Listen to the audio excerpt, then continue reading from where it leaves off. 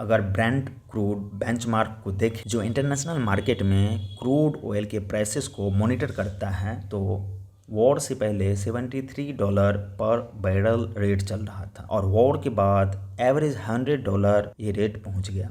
अगर पीक की बात करें तो $119.5 पर बैरल रेट पहुंच गया था। मार्च 2026 के एंड में रुपीस अपने ऑल टाइम लो 95 आरएस पर डॉलर टच कर गया। ये गिरावट रुपये का सबसे बड़ा गिरावट है, 11.4% का पिछले 14 सालों में। क्या ये इकोनॉमिक डिजास्टर है या मास्टर स्ट्रोक? इंडिया का ट्रेड डेफिसिट फरवरी 2026 में $27 बिलियन का है, जो पिछले साल इसी मंथ $14.42 बिलियन का था। अभी ये ऑलमोस्ट डबल हो चुका है गैप। अगर इंपोर्ट की बात करें तो 24% से बढ़ा है ये, इंक्लूडिंग गोल्ड सिल्वर। अगर एक्सपोर्ट्स की बात करें तो 0.81% डिक्रीज हुआ है, घटा है। हाँ, अगर शॉर्ट टर्म में देखें, जनवरी मंथ में $34.68 बिलियन का गैप था, उससे तो फरवरी में इम्प्रूव हुआ है।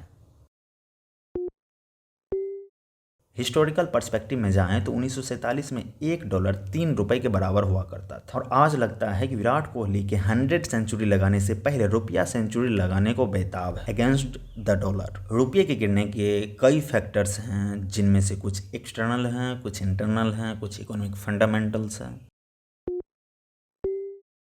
इंटरनेशनल एनर्जी एजेंसी के चीफ का स्टेटमेंट है, ईरान वॉर से जो एनर्जी क्राइसिस हो रहा है वो 1970 के ऑयल क्राइसिस, 2022 से चल रहे यूक्रेन रशिया वॉर, इन सबसे ज़्यादा खतरनाक, डेडली, सीरियस।